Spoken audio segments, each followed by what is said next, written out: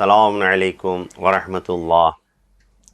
استقبال ہے آپ کا تفسیر نور میں، قدم بقدم آگے بڑھ رہے ہیں، اور آج سورہ آل عمران کی 111 نمبر آیت ملاحظہ فرمائیں۔ بسم اللہ الرحمن الرحیم لن يضروكم إلا أذى وإن يقاتلوكم يولوكم الأدبار ثم لا ينصرون۔ یہ تم کو اذیت کے علاوہ کوئی نقصان نہیں پہنچا سکتے۔ اگر تم سے جنگ بھی کریں گے تو میدان چھوڑ کر بھاگ جائیں گے، اور پھر ان کی مدد بھی نہ کی جائے گی۔ بہرحال دشمن مسلمانوں کو بہت بڑا نقصان نہیں پہنچا سکتے۔ اے مسلمانوں، یہودیوں سے نہ ڈرو، جیسا کہ آج کے مسلمانوں سے امام خمینی نے جب انقلاب لے آئے تو یہی فرمایا کہ امریکہ ہمارا کچھ نہیں بگاڑ سکتا، یعنی کوئی نقصان نہیں پہنچا سکتا، پابندیاں لگائے کچھ بھی کرے نقصان نہیں پہنچا سکتا۔ اس آیت میں بھی اسی طریقے کا ایک لہجہ اختیار کر کے بیان کیا جا رہا ہے کہ یہودی نقصان نہیں پہنچا سکتے، نہیں دے سکتے۔ ممکن ہے جزوی طور پر مختصر نقصان دے دیں، کوئی موسم کے اعتبار سے جیسے موسمی نقصانات ہو جاتے ہیں، وقتی طور پر ایک لمحے کے لیے کچھ اس طریقے سے نقصانات پہنچا سکتے ہیں، ورنہ کوئی ہمیشہ کے لیے بنیادی اور جڑ سے کوئی نقصان پہنچاتا ایسا نہیں ہو سکتا۔ کہ اس کا نمونہ خود انقلاب ایران اسلامی ہے کہ 40 سال ہو گئے، ابھی اس وقت جو ریکارڈنگ ہو رہی ہے 40 سال ہو چکے ہیں انقلاب ایران کو۔ پوری طاقت و توانائی سے امریکہ اور استکبار اور عالمی طاقت لگی ہوئی ہے اس کو پسپا کرنے کے لیے، مٹانے کے لیے، ہٹانے کے لیے، ناکام بنانے کے لیے، لیکن الحمدللہ اللہ کی طاقت پر، اللہ کے نام پر وہ چل رہا ہے۔ مشکلات ایجاد ہو رہی ہیں، پریشانیاں آ رہی ہیں، لیکن یہ انقلاب اپنی پوری طاقت و توانائی سے باقی ہے۔ سرکار رسالت مآب صلی اللہ علیہ وآلہ وسلم پر کیا کیا مصیبتیں نہیں ہوئیں، خود قرآن مجید نے نہیں بیان کیا ہے۔ زبانی اعتبار سے کتنی اذیتیں پہنچائی گئیں، کبھی شاعر کہا، کبھی مجنون کہا، کبھی ساحر کہا، کبھی کہا کہ یہ تو جن زدہ ہیں۔ زبانی تکلیفیں بہت دی، زبانی تکلیفیں۔ کبھی کہا یہ تو ظالموں کی مدد کرنے والے ہیں، کبھی یہ کہا کہ انہیں تو کوئی بشر سکھا رہا ہے، یعلمہ البشر، کہ ان کو ایک کوئی بشر تعلیم دے رہا ہے۔ کبھی کہا کہ ان کی کتاب و تعلیمات تو اساطیر الاولین ہیں، یعنی پرانے لوگوں کی داستانیں ہیں۔ جو کچھ کہہ سکتے تھے سب کچھ کہہ ڈالا سرکار رسالت مآب کو۔ عمل میں بھی آ کر آپ کو پریشان کیا، رات کے ٹائم حملہ کیا، اس طریقے سے جان لیوا حملہ کہ مولا کائنات نے سو کر ان کی جگہ پر سرکار کی جان کو بچایا۔ جنگیں کتنی لاد دیاں سرکار رسالت پر، کیسی بے وجہ کی جنگیں لاد کے آپ کو اذیتیں اور تکلیفیں پہنچائیں۔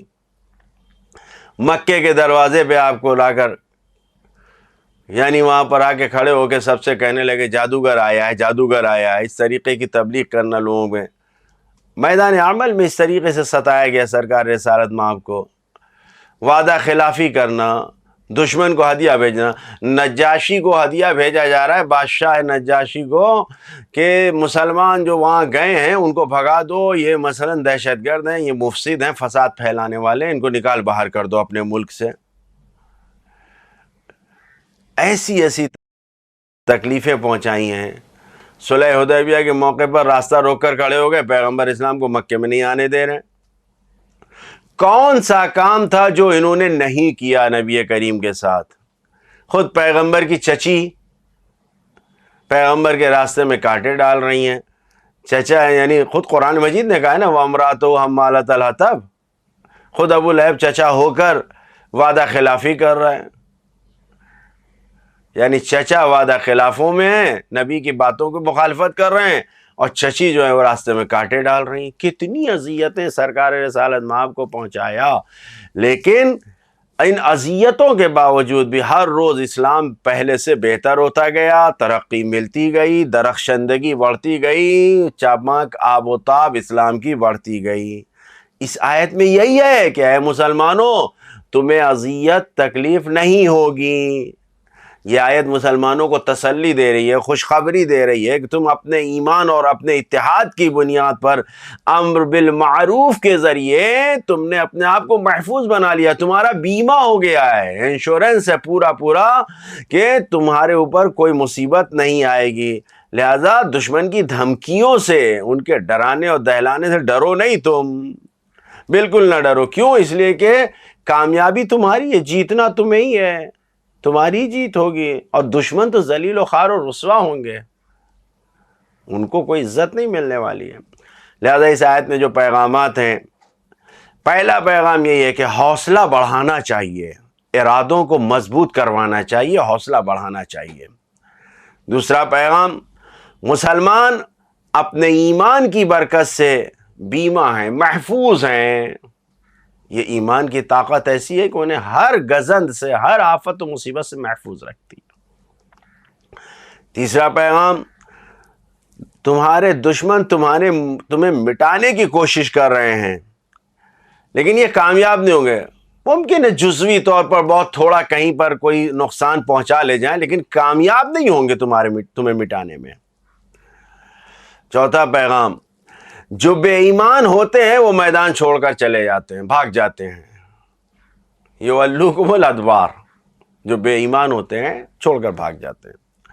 پانچواں پیغام، قرآن مجید نے یہودیوں اور عیسائیوں کی کمزوریوں کو بیان کیا، پیشن گوئی کیا ہے کہ یہ میدان چھوڑ کر بھاگ جائیں گے. جنگ کرو، یقاتلوکم، ان سے جنگ کرو، یولوکم الادبار، یہ تو تمہیں پچھواڑا دکھا کے پیچھا کر کے بھاگ جائیں گے، یعنی تمہارے سامنے نہیں آئیں گے. چھٹا پیغام، دشمن کو شکست دینا، میدان سے بھگانا، یہ صرف اس کے بس کی بات ہے، یہ اس کا کام ہے کہ جو با ایمان ہو، جو امر بالمعروف کرتا ہو، جو نہی عن المنکر کرتا ہو اور اس پر ثابت قدم ہو، وہی اس کام کو انجام دے سکتا ہے.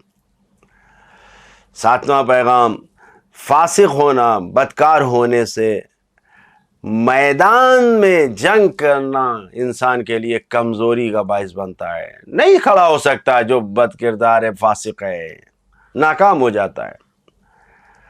آٹھواں پیغام، دشمن کی طاقت کو کمزور بناؤ، دشمن کو ذلیل کرو، جیسا کہ اس آیت میں کہا گیا ہے کہ یہ تمہیں کوئی ضرر نہیں پہنچا سکتے. عملی زندگی میں اس آیت سے واضح پیغام ہے امت اسلامیہ کے لیے کہ اگر وہ اپنے ایمان پر ثابت قدم رہیں گے تو دنیا کی کوئی طاقت اسے شکست نہیں دے سکتی. نہ یہودی، نہ عیسائی، نہ ہی کسی دین کا ماننے والا مومن مسلمان کو کبھی شکست نہیں دے سکتا.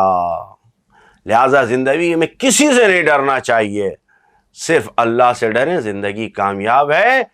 اللہ سے ڈرنے والا اللہ کے بندوں سے نہیں ڈرتا، چاہے وہ کتنی ہی طاقت پہ ظاہری طور پر مالک کیوں نہ ہو. خدا سے دعا کرتے ہیں کہ ہمیں با ایمان سچے دل سے اللہ کی اطاعت کرنے والوں میں، اللہ سے ڈرنے والوں میں، کہ اگر کوتاہیاں ہوں تو ہم اللہ سے ڈریں، ان بندوں میں ہمیں قرار دے. والسلام علیکم ورحمۃ اللہ وبرکاتہ.